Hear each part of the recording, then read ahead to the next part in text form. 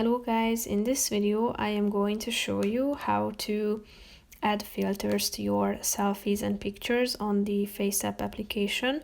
But first I just want to mention, don't forget to subscribe to my channel because at 10,000 subscribers I am going to show you my whole YouTube revenue statistics and growth strategy, how to make money online. So let's jump into it. First of all, open the application on your phone.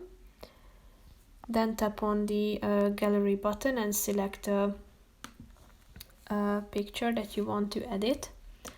After that, slide to the right side of the screen till you find the filters button. As you can see down below, you have a bunch of categories such as natural, classic, warm, vintage, and above it you can find a vast variety of filters that you can apply. And after applying the one that suits your preferences, you can adjust it by the help of this slide in the middle of the screen.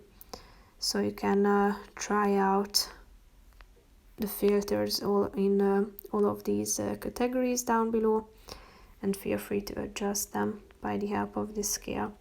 Click on the apply button down below and you will be able to save your picture.